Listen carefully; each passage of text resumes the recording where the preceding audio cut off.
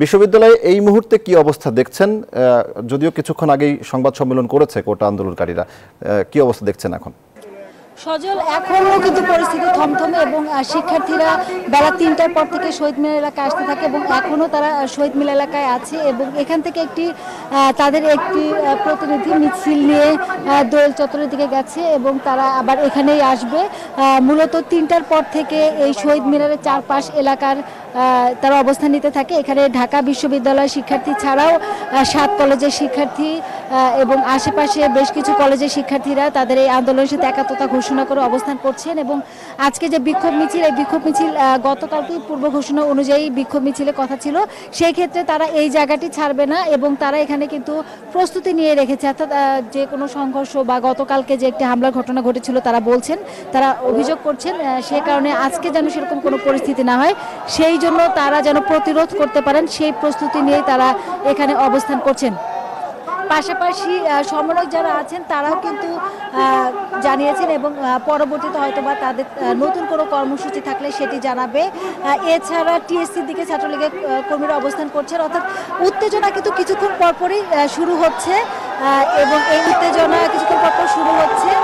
সেই ক্ষেত্রে শিক্ষার্থীরা এখন যে মিছিল ছিল, সংক্ষিপ্ত মিছিল একটি অংশ গিয়েছিল, সেই মিছিলটি ফিরে আসলো এবং তারা যেটি বলছেন যে শহীদ মিনার এলাকায় তাদের অবস্থান এবং এই শহীদ মিনার তারা অবস্থান করবেন এবং আপাতত তারা এখানে থেকেই পরবর্তী কর্মসূচি হয়তো বা ঘোষণা করবেন। সজল, আমাদের আরেকজন সহকর্মী আছেন রেজাউল করিম মানিক, তিনি আছেন রংপুরে, তার কাছে যাব।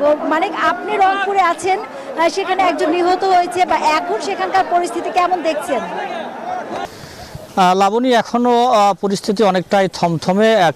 রোকেয়া বিশ্ববিদ্যালয়ের ইংরেজি বিভাগের অর্থাৎ ফাইনাল ইয়ারের ছাত্র আবু সাইদ নিহত হওয়ার পর থেকেই উত্তাল হয়ে পড়েছে পুরো নগরী। আপনাকে যদি বলি যে রোকেয়া বিশ্ববিদ্যালয়ের শিক্ষার্থীরা তার সতীর্থকে হারানোর যে বেদনা, সেই বেদনায় কিন্তু এখনও তারা জড়ো হয়ে আছেন। তারা বিশ্ববিদ্যালয়ের গেট থেকে শুরু করে মডার্ন মোড় এবং আশেপাশের লালবাগ এবং থেকে শুরু করে নগরীর বিভিন্ন জায়গায়, অর্থাৎ বিশ্ববিদ্যালয়, Carmichael college, Rokeya college, Rokeya Rangpur সরকারি কলেজ, পলিটেকনিক থেকে শুরু করে অসংখ্য শিক্ষা প্রতিষ্ঠান যেগুলো রয়েছে, সব শিক্ষা প্রতিষ্ঠান শিক্ষার্থীরাই কিন্তু রাজপথে নেমে এসেছে। তাদের যে দাবি কোটা সংস্কার, তারা কিন্তু মূল ঘটনা শুরু হয় বেলা 12:30টায়, অর্থাৎ জেলা স্কুল মোড় থেকে তারা শান্তিপূর্ণ মিছিল নিয়ে আসা শুরু করলে সাধারণ শিক্ষার্থীরা, অর্থাৎ বেলা 12:30টার দিকে ক্যাপ্টেন মোড়ে সাধারণ শিক্ষার্থীদের সাথে অর্থাৎ পুলিশের সংঘর্ষ বাজে এবং সাধারণ শিক্ষার্থীদের উপর লাঠিচার্জ করে পুলিশ। এরপর থেকেই কিন্তু ঘটনার সূত্রপাত শুরু হয়।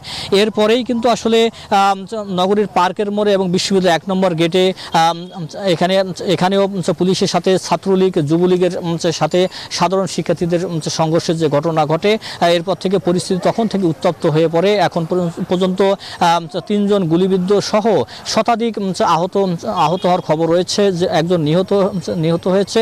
সব মিলে পরিস্থিতি অত্যন্ত থমথমে পরিস্থিতি বিরাজ করছে রংপুর নগরীতে।